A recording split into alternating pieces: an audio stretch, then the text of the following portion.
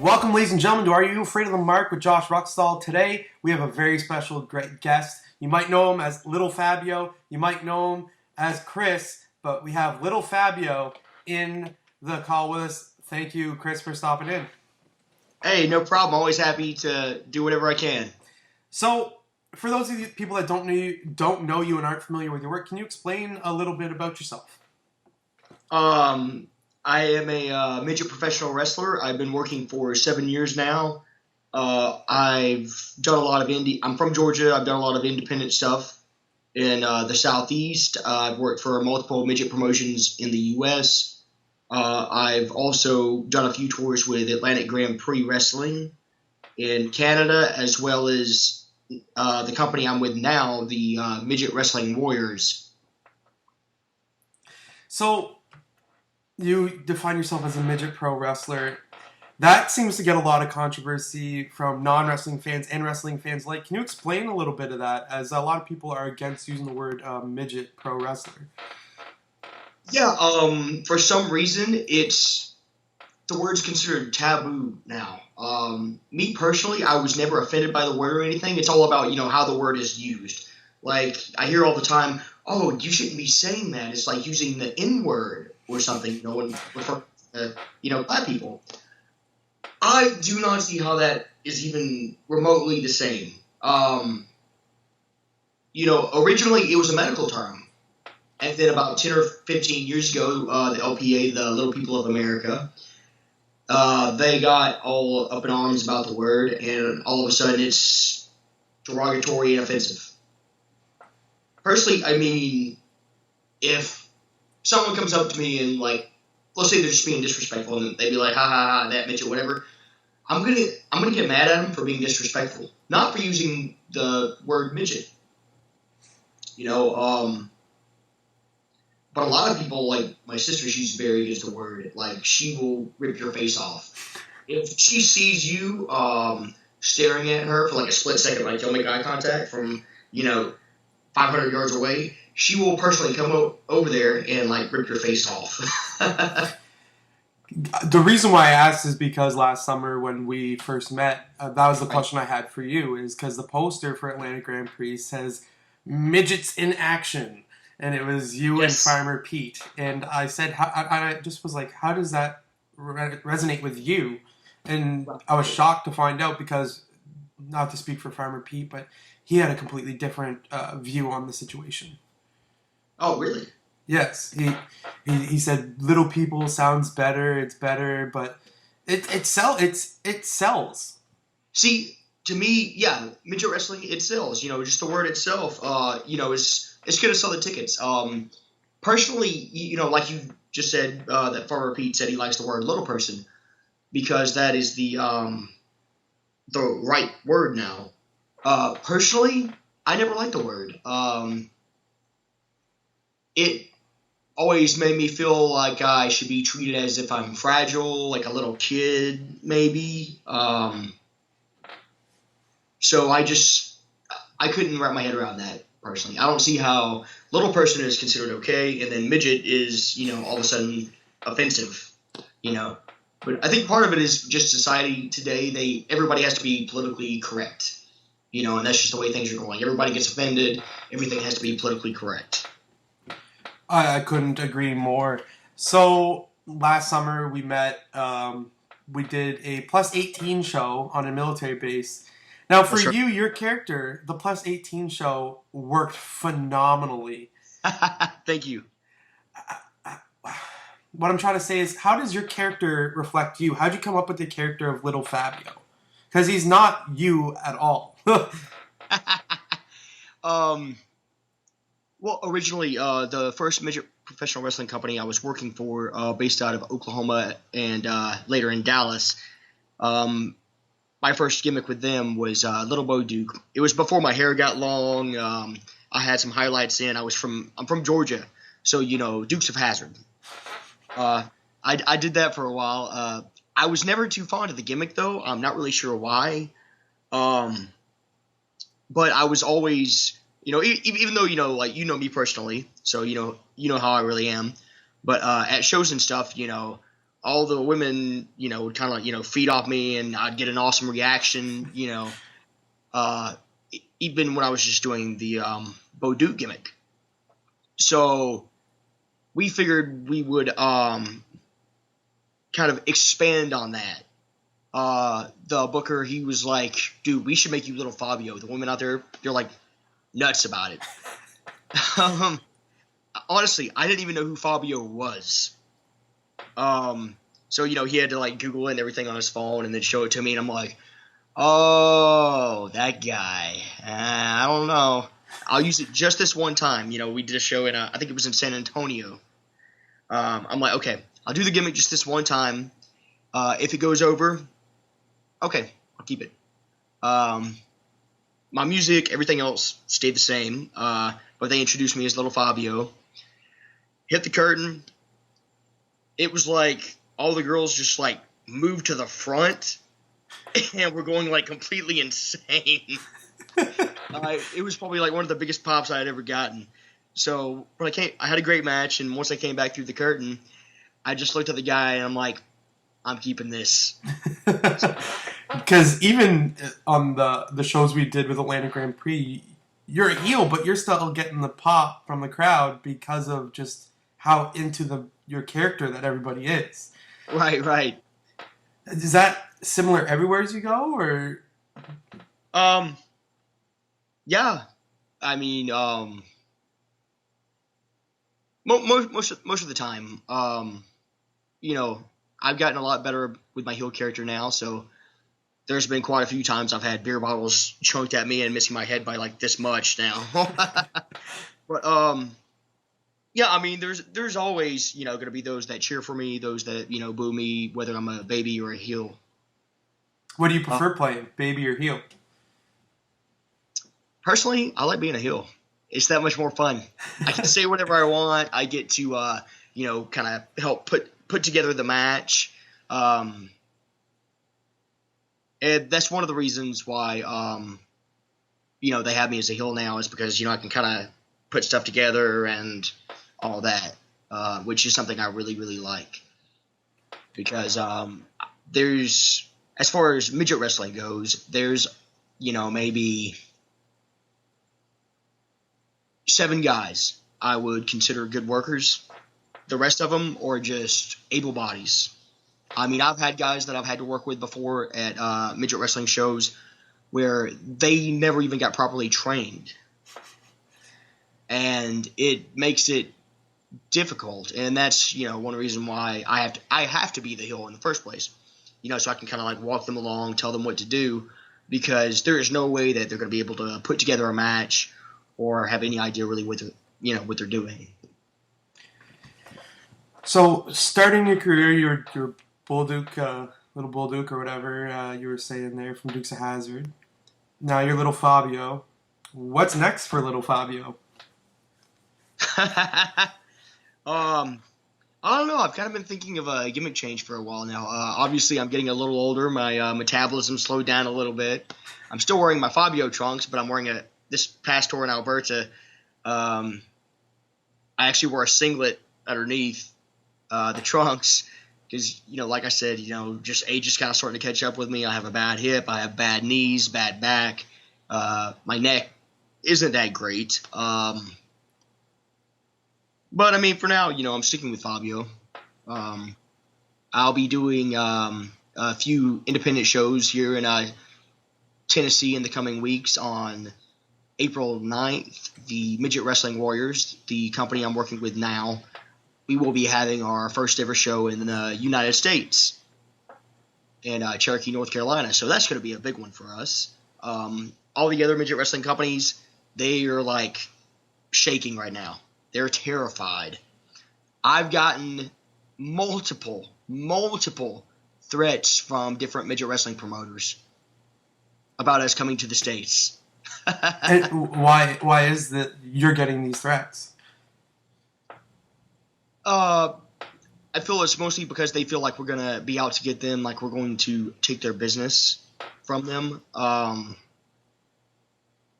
Really, I mean, it's the midget wrestling business is, like a cutthroat business. I mean, I worked wrestling show, like, all midget wrestling companies. I've worked shows where no, there's only like 4 or 5 midget wrestling promotions that do the entire U.S.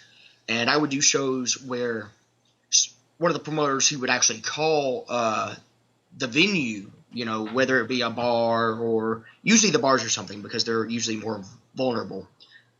They would call them pretending to be the promoter of the company I was working for. Somehow they would find out all this information. They would call the venue and be like, sorry, we're going to have to cancel. And, like all this stuff. Or, for example, there's multiple states. There's like 16 to 20-something states, I think, in the U.S. where you're required to have a wrestling license or a promoter's license, something of the sort. So if, let's say for Oklahoma, for example, every 6 months you have to have blood work done, you have to have a physical done, and you have to have your licensing done. Same thing with places like Missouri, Mississippi, Kansas. So the down south states. Mm-hmm. So let's say, for example, we're in one of those states.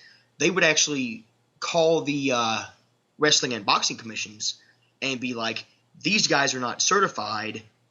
You need to shut them down. So it's really, I mean, you've heard, wrestling is like a cutthroat business type thing. With midget wrestling, it's like that times 100. It is ridiculous. So they're just like terrified that there's more competition, coming in. Is it that much of a niche market though? Like, is there a demand for it or? It does pretty good, especially with like the bars and the casinos.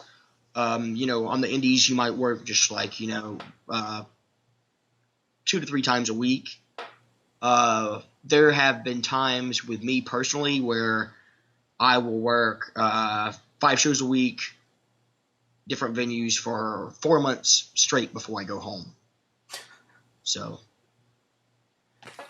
we had the privilege of talking about some of your road stories, and one of the ones that stuck out with me and I wanted to ask you about was your time spent on a bus with, I forget how many people you said were on that bus with you, but or RV. Yeah. The last before I got with Short Sleeve Samson and the Midget Wrestling Warriors, I was working for a company called Extreme Midget Wrestling. That was based out of Oklahoma City, then it was based out of Dallas. Well, I worked for them for 5 or 6 years. Everything was great for a while.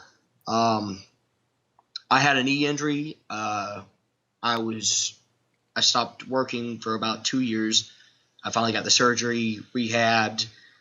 After that, got right back in the ring. I quit. Like, I had to get a shoot job and everything. And as soon as my knee was good, I quit that, went straight back to wrestling. When I got back, though, everything had changed. Somehow there was a pay cut that, I never knew anything about. And there was no reason for that pay cut either. And then the promoter, he stopped buying hotel rooms. So like if I wanted to take a shower, I'd have to take it at a gas station, pay, $10-15.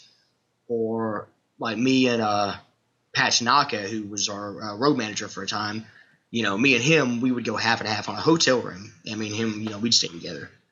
But it just, it drained the bank account. If you didn't do that, then you had to sleep in an RV that the promoter had gotten. Basically, it was about I think like a 15-footer or 20-footer. There was a king-size bed originally in the back. They pulled that out and just put in 8 bunks. So, he's like, well, you guys have an RV now. There's no need for me to have to, pay for hotel rooms or anything like that. It's not easy having 8 guys living in an RV that small. To travel in, sure, it was great. But as far as like living in that, like never having water, it was actually one of the reasons I left. For example, the AC and stuff, kept breaking down. The generator kept messing up. We had to sleep on the RV and everything, and it would be like the AC would, be busted, and we have to sleep in that thing in the Texas heat where it's like 99 degrees Fahrenheit, in the Texas summer. If you go to Walmart and leave your kid in the car for 5 minutes, you're going to jail. And that's one of the things I told him. I was like, okay, you have 7 to 8 people living in this thing, and we don't even have AC. I mean, it's criminal. We were making him all this money, and we were not seeing any of it back. Basically, to him, he just like changed, and it got to a point where we were just like dollar signs in his eyes. So, going from the worst of your career so far, can you tell me some of the best things you've gotten to do in your wrestling career so far? Some of the people you got to meet, some of the people you got to work. With all the bad that did come with that company, I did do a lot of amazing venues. There's Famous Amos in Charlotte, North Carolina. We'd always draw a few thousand. Whenever I've been to Milwaukee, it's always been a sold-out crowd, 2,000 or 3,000. That was the first time, actually, that I had, the beer bottles thrown at my head.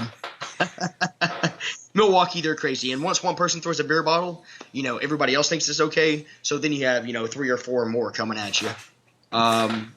Philadelphia, that was an amazing experience. Same as back in, I think it was August, right before I did the last tour with the Atlantic Grand Prix, and I stayed at your house. I did my first show in New York City, and that was phenomenal. Right now I'm working with, the Midget Wrestling Warriors, and without a doubt, Short Sleeve Samson, he's been there, he's, done everything. He's been in the business for, 15 years or so now, so he knows how his guys should be treated. He's seen the best, he's seen the worst, so he knows how it should be done. And like I said, I've worked for, a lot of little people. I've worked for multiple midget wrestling promotion companies. This group that we have with Midget Wrestling Warriors, I'm extremely thankful for, because without a doubt, they are the best midget workers I have seen in this business in my life. That's good, because you said that there's a lot of guys that are just able bodies in the midget wrestling business. Right. Yeah, that's one thing. See, Samson, everybody has to have been trained. They have to, be able to work. They have to be in shape, take bumps, pull their load as far as, set up and tear down, all that. Now, do you guys what size of ring do you guys use when you do your Midget Warriors? It's a 12 by 12. A 12 by 12. So that's... It's... It must be a lot different when you come up to Atlantic Grand Prix and you're using a much larger ring. Oh, yeah. Yeah, compared to, that, and especially, when you're just, running the ropes. Once I get into a larger size ring, with Atlantic Grand Prix, it feels like I'm running a marathon, just going back and forth. And there's no give to Renee's ropes, neither. Oh, no. I mean, underneath, there's a very thin layer of padding underneath that canvas, and the wood is about that thick. Yeah. So, there's barely any give. I think he told me one time that was actually one of the rings his dad used back in the 70s. Yeah. So, very old school. So what's next for you? What other than Midget Warriors? Do you have anything else coming up that you'd like to plug? Right now, I'm just working on taking some more independent bookings between my Midget Wrestling Warriors tours. Other than that, I'm just extremely happy where I'm at. Building myself back up after quitting that other company, and everything's the last few months have been great. So if somebody wanted to book you, if a promoter saw this, what's the best way to contact you? My email is bookinglittlefabio@gmail.com, all lowercase. You can also find me on Facebook as Chris Blanton. That's my personal page, or my fan page, which is just Little Fabio. Last question for you here. When are we going to see you next up in Canada? I will be back with the Midget Wrestling Warriors starting May the 18th.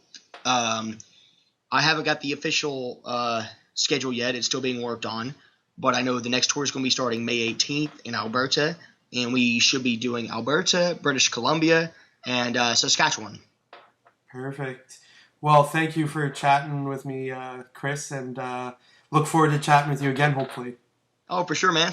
All right, thank you. This has been Heel Yaz, Are You Afraid of the Mark, with Josh Roxall, and my guest today was Little Fabio.